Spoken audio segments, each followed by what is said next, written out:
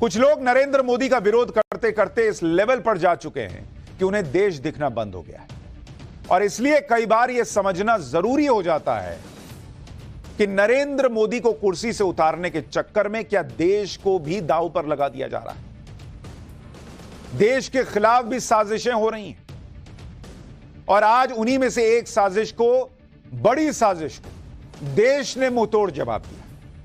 यह साजिश थी देश के शेयर मार्केट को बर्बाद कर देने की। और सोचिए लोग किस लेवल पे चले गए। उन्हें इस बात से फर्क नहीं पड़ता कि शेयर मार्केट गिरेगा तो आप जैसे लोगों का, आम आदमी का करोड़ों रुपया सुहा हो जाएगा, लाखों करोड़ों रुपया, कोई फर्क नहीं पड़ता। देश की अर्थव्यवस्था नीचे चली जाए, कोई फर्क नहीं पड़ता। मोदी को हटाना है बस। यह साजिश थी देश के आम लोगों के मेहनत की कमाई डुबो देने की। यह साजिश थी विदेश में बैठकर भारत की बर्बादी में अपना फायदा ढूंढ लेने की। 2 दिन से हिंडनबर्ग का बड़ा शोर मच रहा था। हिंडनबर्ग वही कंपनी है जिसने पहले भी भारत के शेयर मार्केट को बर्बाद करने की कोशिश की थी। उस वक्त वो पूरी तरह कामयाब नहीं हुआ क्योंकि उस वक्त लाखों करोड़ों रुपए जो है, अरबों रुपए जो है, वो स्वाहा तो हुए, लेकिन भारतीय शेयर बाजार ने रिकवरी कर ली। लेकिन 2 दिन पहले फिर से नई कोशिश हुई, नए आरोप लगाए गए जिससे भारत का शेयर मार्केट बैठ जाए। लेकिन आग लगाने वाले इस बड़ी साजिश में यहां पर वो नेता भी पेट्रोल डालने लगे जिनकी पूरी राजनीति ही नरेंद्र मोदी के विरोध के नाम पर चलती। शनिवार को हिंडनबर्ग ने शेयर मार्केट को रेगुलेट करने वाली संस्था सेबी के चीफ पर आरोप लगाए तो राहुल गांधी भी उन आरोपों को लेकर नरेंद्र मोदी को घेरने लगे, जबकि ये वही हिंडनबर्ग है जिसके पहले के आरोप सुप्रीम कोर्ट में टिक नहीं पाए थे। बावजूद इसके राहुल गांधी को इससे क्या मतलब, वो उतर गए विरोध करने नरेंद्र मोदी का। वो फिर से हिंडनबर्ग की रिपोर्ट को लेकर उड़ने लगे और एक तरह से भारत के शेयर मार्केट में पैसा लगाने वाले छोटे छोटे निवेशकों को डराने लगे कि आपका पैसा डूब जाएगा बॉस। लेकिन आज जो हुआ उससे हिंडनबर्ग जैसी विदेशी ताकतों और राहुल गांधी जैसे नेताओं की क्लास लग गई, क्योंकि ना तो हिंडनबर्ग की रिपोर्ट भारत के शेयर मार्केट का कुछ बिगाड़ पाई, ना राहुल गांधी की डराने वाली बातें मार्केट पर कुछ असर दिखा पाई। आज भारत ने इन लोगों को जवाब दिया। नरेंद्र मोदी को जवाब देने की जरूरत ही नहीं पड़ी, भारत ने जवाब दिया। हिंडनबर्ग की रिपोर्ट को 2 कौड़ी का साबित कर दिया भारतीयों ने। पिछले साल जनवरी में जब हिंडनबर्ग ने आरोप लगाए थे तो भारत के शेयर मार्केट में बड़ी गिरावट आई थी, ब्लड बाथ हो गया था। लेकिन इस बार हिंडनबर्ग ने जो आरोप लगाए उसके बाद आज सेंसेक्स और निफ्टी कोई बड़ी गिरावट वहां देखने को नहीं मिली। आपको मैं आंकड़ों के साथ उदाहरण देकर बताता हूं कि क्या स्थिति रही, कैसे हिंडनबर्ग को उसकी औकात दिखाई आज भारत ने। हिंडनबर्ग की रिपोर्ट और इसका आप कंपैरिजन देख लीजिए, आपको पता चल जाएगा कि भारत को समझ में आ गया कि भाई इनका एजेंडे में नहीं फंसने का है। 24 जनवरी 2023 को पहली रिपोर्ट आई थी अडानी ग्रुप को टारगेट करते हुए और सेंसेक्स 2 दिन में कितना नीचे आ गया था, करीब 1000 पॉइंट गिर गया था। 1000 पॉइंट गिर गया था सेंसेक्स, क्योंकि भाई तब लोगों को पता नहीं था कि हिंडनबर्ग क्या चीज है। लोगों ने सोचा अरे ये कह रहा है सही होगा। लेकिन हमने जब फैक्ट्स के साथ बात की, सुप्रीम कोर्ट तक मामला चला गया। सुप्रीम कोर्ट ने कहा कि क्या ये तो गड़बड़ मामला दिख रहा है, इस तरह का हिसाब नहीं लग रहा है। सेबी ने कई मामलों में क्लीन चिट दे दी। उसके बाद ये लोग दोबारा लौटे। जब दोबारा लौटे तो भारतीयों ने कहा कि ओ हेलो, समझ में आ गया तुम क्या चीज हो। और इसलिए अगर आप देखेंगे 12 अगस्त 2024 यानी आज के दिन क्या हुआ है, आज सेंसेक्स गिरा कितने पॉइंट, आज सेंसेक्स गिरा मात्र 57 पॉइंट। 57 point boss. कहां हिंडनबर्ग की एक रिपोर्ट पर 1000 पॉइंट गिर जाने वाला शेयर मार्केट आज मात्र 57 पॉइंट गिरा है। 57 पॉइंट। यह तब हुआ है जब हिंडनबर्ग ने पूरा जोर लगा दिया, राहुल गांधी ने पूरा जोर लगा दिया। 2 दिन से ऐसा माहौल बना दिया गया कि शेयर मार्केट तो डूब जाएगा। शेयर मार्केट में बड़ा रिस्क है, छोटे निवेशकों का पैसा डूब जाएगा। उसके बावजूद आज भारत ने जवाब दिया। सुनिए आपको राहुल गांधी ने कल क्या कहा था, वो सुनाता हूं। उसके बाद आपको बताऊंगा कि नरेंद्र मोदी के खिलाफ कैसे चक्रव्यूह रचा जा रहा है और क्या क्या हो रहा है। Over the last few years, larger and larger numbers of people have been investing in India's stock market. they invest their hard-earned, honestly earned savings in the stock market. And it is my duty as leader of the opposition to bring to your notice that there is a significant risk in the Indian stock market because the institution that governs the stock market is compromised. यानी Hindenburg एक report देता है, उस report की विश्वसनीयता क्या है आज आपको यह भी बताऊंगा। कैसे हिंडनबर्ग खुद ही उस रिपोर्ट के आखिर में आपके आंखों में धूल झोंकने के बाद क्या क्या लिखता है वो भी बताऊंगा। लेकिन बॉस, इसको सिर्फ हिंडनबर्ग से और भारत में कुछ विपक्षी पार्टियों के पॉलिटिक्स से जोड़कर देखिएगा तो आप लार्जर पिक्चर नहीं देख पाइएगा, नहीं समझ पाइएगा कि चल क्या रहा है। आपने राहुल गांधी को कई बार चक्रव्यूह शब्द का इस्तेमाल करते हुए अभी हाल में सुना होगा। मैं आपको दिखाता हूं चक्रव्यूह कैसा बनाया जा रहा है नरेंद्र मोदी और भारत के खिलाफ। इस चक्रव्यूह को आपको देखना चाहिए। इस चक्रव्यूह के सेंटर में अगर आप देखेंगे चक्रव्यूह, और इसके सेंटर में कौन है? इसके सेंटर में है मोदी। और जिन लोगों को नरेंद्र मोदी के आगे भारत दिखना बंद हो जाता है वो देखें कि कैसे वो भारत को टारगेट कर रहे हैं। और इस चक्रव्यूह को अगर आप देखेंगे, अगर आप इसको सेंटर मानते हैं तो इसकी अलग अलग लेयर्स हैं, जिसको अगर आप देखेंगे जिसमें भारत को घेरने का प्रयास हो रहा है। अगर आप अलग अलग लेयर्स देखते जाएंगे तो मैं आपको बताता हूं ये लेयर्स क्या है। इसमें अगर आप देखेंगे सबसे अंदर का जो मार्केट है, अंदर का लेयर है, वो है शेयर मार्केट और इकोनॉमी। बॉस, भारत की इस वक्त सबसे बड़ी ताकत क्या है कि भारत दुनिया की सबसे तेजी से दौड़ती अर्थव्यवस्था है। और अगर यह नरेंद्र मोदी को रोकना है तो भारत की इकोनॉमी को टारगेट करना होगा। इसलिए चक्रव्यूह रचा जा रहा है। कभी यह बोलकर कि एलआईसी का पैसा डुबा दिया मोदी ने, कभी यह बोलकर कि बैंकों का पैसा डुबा दिया मोदी ने, और कभी यह बोलकर हिंडनबर्ग की रिपोर्ट के सहारे कि भैया मार्केट तो गया, पैसा तुम्हारा गया। क्योंकि एक बार इकोनॉमी गिर गई, एक बार भारत की रफ्तार धीमी पड़ गई तो फिर नरेंद्र मोदी को रोकने में काम आएगा। लेकिन यह चक्रव्यूह का पहला लेयर है। इसके बाद आप देखिए ये जो लेयर है दूसरा, इसमें है अग्निवीर, देश की सेना।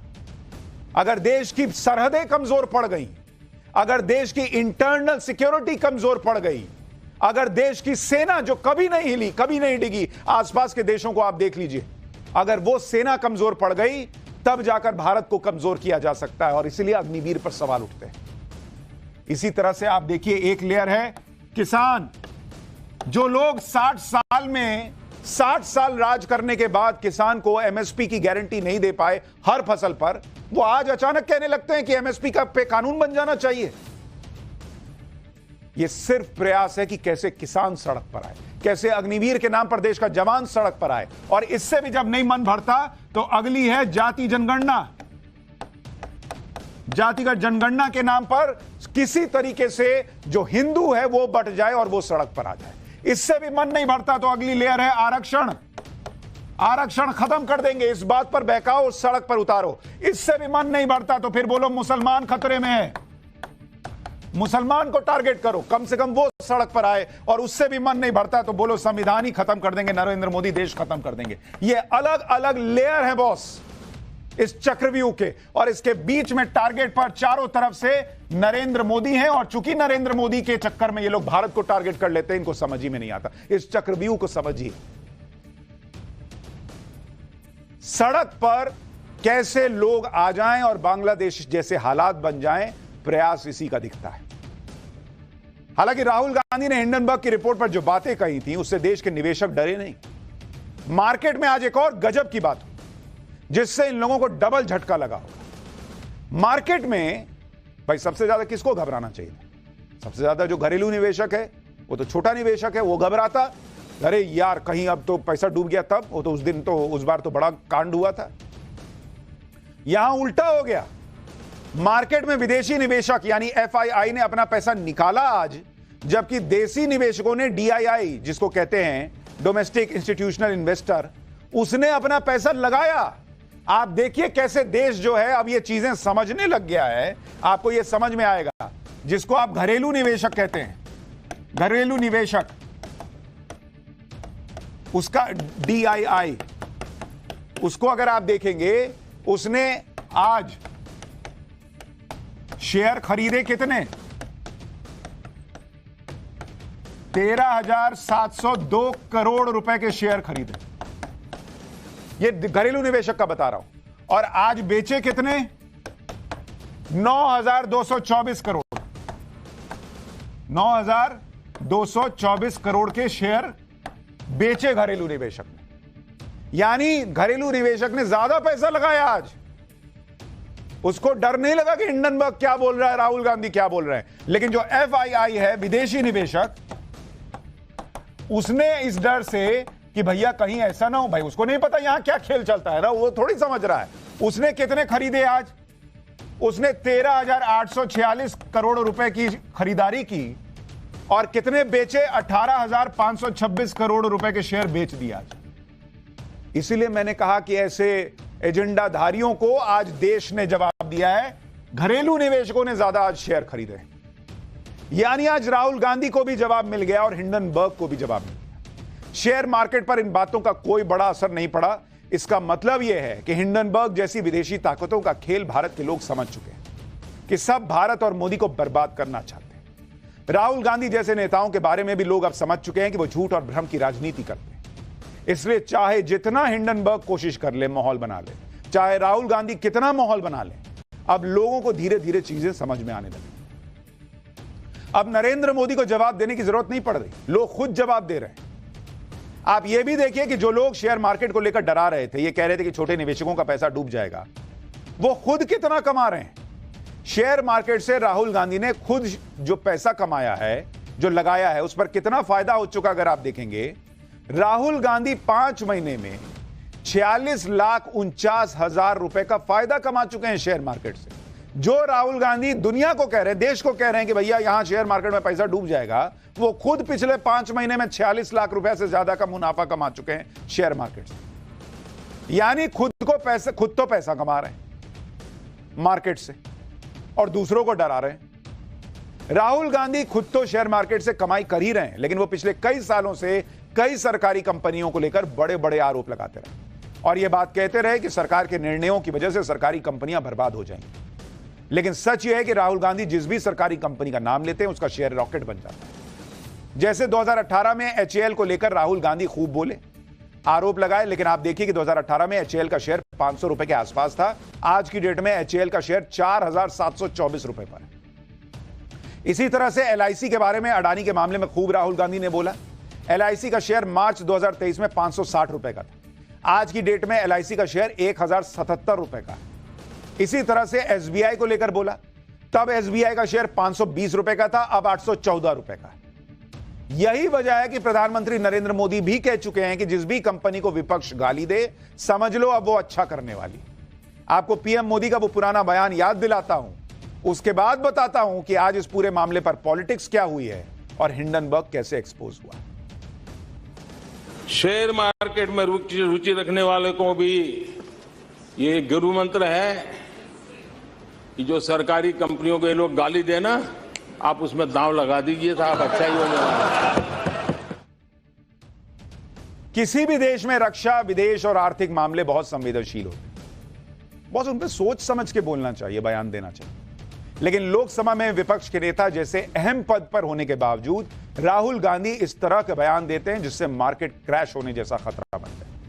जबकि राहुल गांधी अच्छी तरह समझते हैं कि शेयर मार्केट बाजार के सेंटिमेंट्स पर चलता है।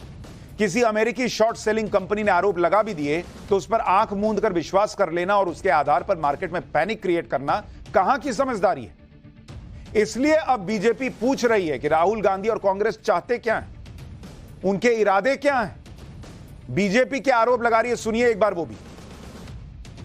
तीसरी बार सत्ता से बेदखल होने के बाद कांग्रेस पार्टी,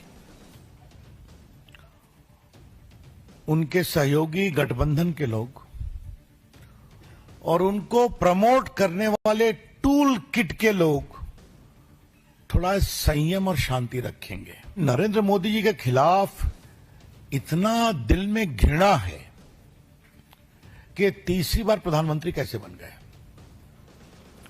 और बन तो गए तो इनको बेदखल करने की पूरी कोशिश करो। और पीड़ा की बात यह है, हारने के बाद अब वो भारत को आर्थिक रूप से अस्थिर करने के षड्यंत्र में जुटे हुए हैं।